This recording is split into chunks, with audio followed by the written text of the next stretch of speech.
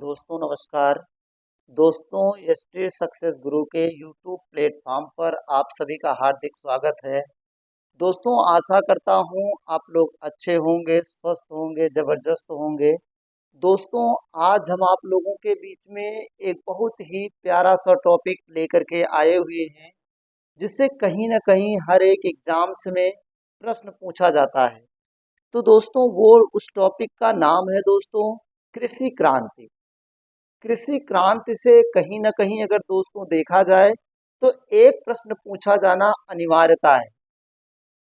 किसी भी competitive exams की हम बात कर रहे हैं, कोई भी एग्जाम, सभी एग्जाम में एक नंबर का क्वेश्चन आता ही आता है। तो दोस्तों सबसे पहले हम देखेंगे कि किसी कृषि क्रांति है क्या।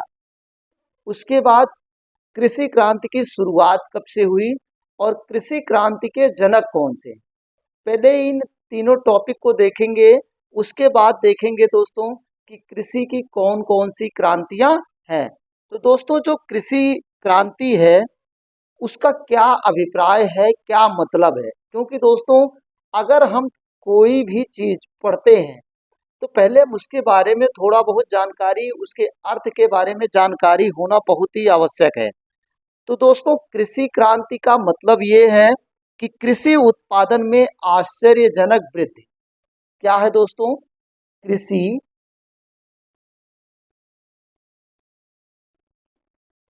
उत्पादन में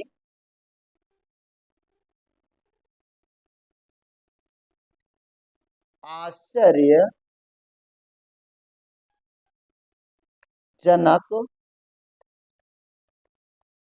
वृद्धि,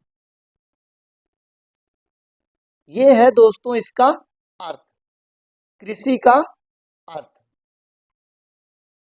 कृषि का अर्थ है दोस्तों, कृषि का अर्थ दोस्तों कृषि उत्पादन में आश्चर्यजनक वृद्धि। जब कभी भी कृषि में जो है दोस्तों आश्चर्यजनक वृद्धि हो जाए तो वही क्या कहलाएगी दोस्तों? कृषि क्रांति कहलाती है। लेकिन ये हुआ कब दोस्तों? सबसे पहले 16वीं और 18वीं सदी में। कब हुआ दोस्तों? 16वीं सदी में और 18वीं सदी में। कब कब हुआ दोस्तों? 16वीं सदी और 18वीं सदी में। कहाँ हुआ दोस्तों? यूरोप में। कहाँ हुआ दोस्तों? यूरोप में। यूरोप में कृषि में दोस्तों अचानक इतनी ज्यादा वृद्धि हो गई जो दोस्तों कि कुछ समझ नहीं आया। तो जब इतनी ज्यादा वृद्धि हो गई दोस्तों तो उसे ही क्या कहा गया दोस्तों? क्रांति आ गई। तो जो कृषि क्रांति के जनक माने जाते हैं दोस्तों वो हैं एम एस स्वामीनाथन। कौन है दोस्तों? एम एस स्वामीनाथन जनक है, कृषि के जनक। अगर आपसे कभी भी पूछा जाए दोस्तों कि कृषि क्रांति का जनक कौन है दोस्तों, एम एस स्वामीनाथन। इनको एक और नाम से जानते हैं दोस्तों, इन्होंने एक चीज की और डिस्कवरी किया था, वो है हरित क्रांति। हरित क्रांति के जनक भी कौन है दोस्तों? एम एस स्वामीनाथन जी। और क्रांति के कृषि क्रांति के जनक भी कौन है दोस्तों? एम एस स्वामीनाथन है। लेकिन सबसे पहले दोस्तों इसकी शुरुआत जो है, जो क्रांति है, इसकी शुरुआत जो है पंजाब, हरियाणा और पश्चिमी उत्तर प्रदेश। कहाँ कहाँ दोस्तों? पंजाब में हुई सबसे पहले इसकी शुरुआत, हरियाणा में दोस्तों, हरियाणा में और पश्चिमी उत्तर प्रदेश में।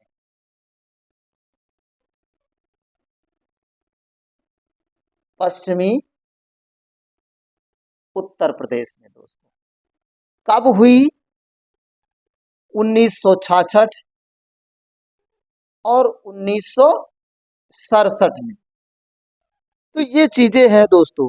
लेकिन अगर इसकी जन्मस्थली मानी जाए दोस्तों तो पंतनगर विश्वविद्यालय। क्या माना जाए दोस्तों? पंत नगर विश्वविद्यालय।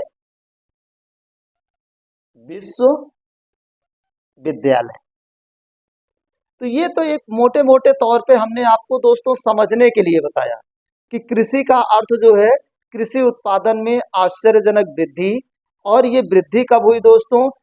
16वीं सदी में और 18वीं सदी में यूरोप के बीच में हुआ। और कृषि क्रांति के जनक दोस्तों एम.एस. स्वामीनाथन को माना गया है। किसको माना गया है? एम.एस. स्वामीनाथन को। लेकिन ये हमारे यहाँ कब हुआ दोस्तों?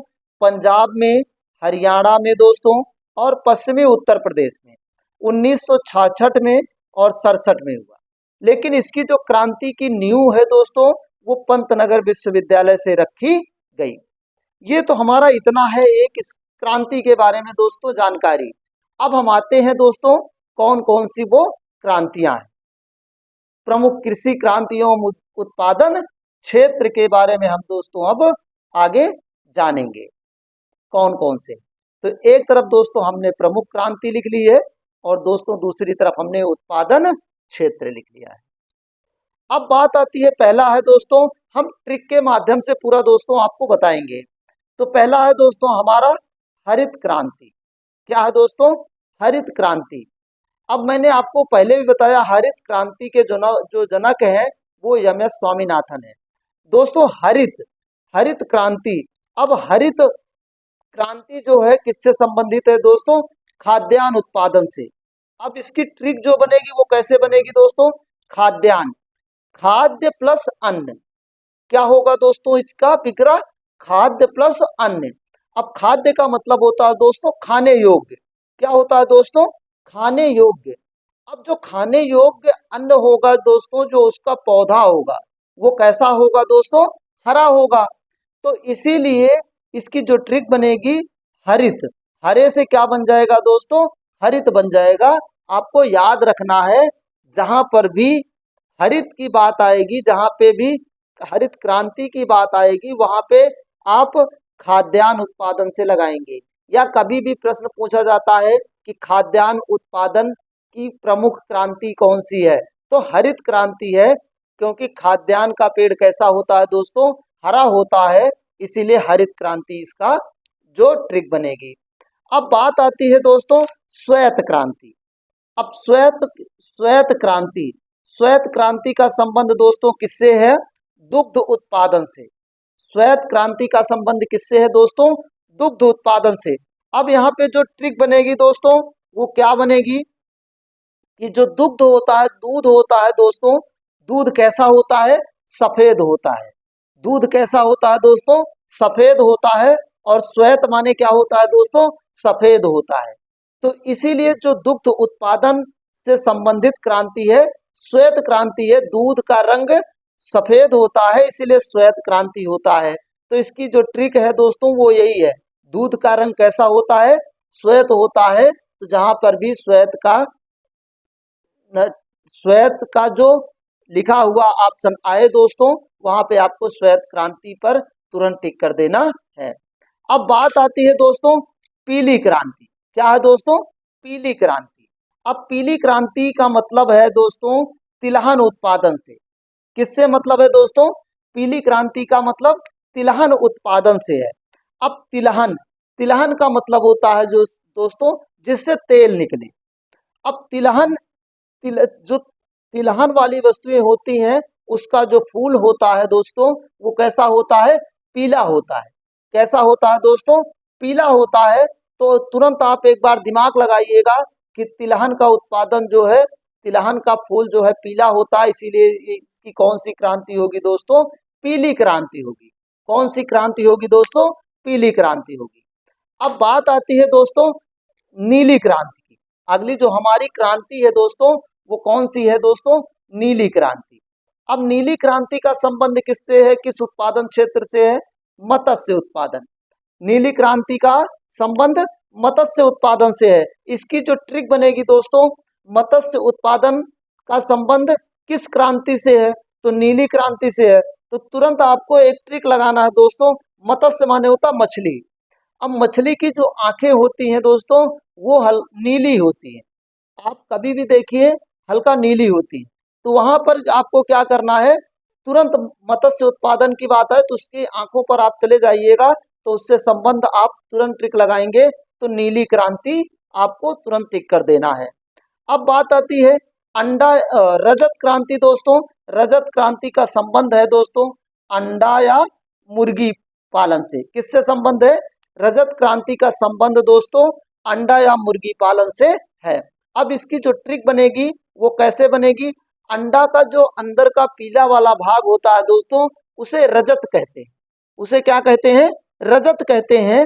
तो इसीलिए जो है आपको तुरंत अंडा और मुर्गी पालन का संबंध किस क्रांति से है? तो रजत क्रांति से है। तुरंत आपको दिमाग में सेट कर लेना है दोस्तों कि जो उसके अंदर का पीला वाला भाग होता है उसे रजत कहते हैं, तो इसीलिए रजत क्रांति है। अब बात आती है दोस्तों अगली क्रांति की। अगली हमारी जो है वो दोस्तों लाल क्रांति है। लाल क्रांति मांस और टमाटर उत्पादन से संबंधित है। अब ये कैसे है दोस्तों? अब मांस का जो कलर होता है वो भी लाल होता है, टमाटर का जो भी कलर होता है वो भी लाल होता है, तो लाल कलर का हल्का होता है। तो उसी से हम रिलेट करेंगे दोस्तों कि टमाटर और मांस जो हल्का कलर होता है उसका वो लाल टाइप में चला जाता है, वैसे होता नहीं है। मत्स्य मछली का जो जो मुर्गी का यहाँ पे जो मांस होता है दोस्तों, किसी का भी मांस हो वो खून से लथपथ होता है इसलिए लाल होता है। तो यहाँ पर जो है तुरंत हम कहाँ चले जाएंगे दोस्तों? लाल क्रांति पर चले जाएंगे। अब बात आती है हमारी जो अगली क्रांति है दोस्तों वो है रजत रेशा क्रांति। कौन सी है दोस्तों? रजत रेशा क्रांति। अब रजत रेशा क्रांति का संबंध किससे है दोस्तों? कपास उत्पादन से है। किससे है दोस्तों? कपास उत्पादन से। कपास से क्या तैयार होता है दोस्तों?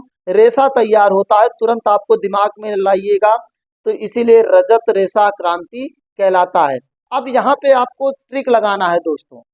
अब जो ये रजत रेशा क्रांति है दोस्तों, यहाँ पर देखेंगे कपास, कपास के ऊपर दोस्तों एक जो है आवरण पाया जाता है, तो उसके अंदर क्या होता है? रेशा सुरक्षित रहता है। जैसे हमने आपको बताया अंडे के अंदर जो है रजत पीले कलर का जो पाया जाता है, उसी तरह हम रिलेट करेंगे दोस्तों कि इसके अंदर जो होता है वो कपास सुरक्षित होता है, तो जिसके अंदर सुरक्षित होगा वो रजत रेशा क्रांति कहलाएगी। यहाँ पे रिलेट करके हम देखेंगे। अब बात आती है आगे दोस्तों स्वर्ण रेशा क्रांति। स्वर्ण माने क्या होता है दोस्तों? सोना होता है। स्वर्ण माने क्या होता है दोस्तों? सोना। सोना को लोग बहुत सुरक्षित रखते हैं।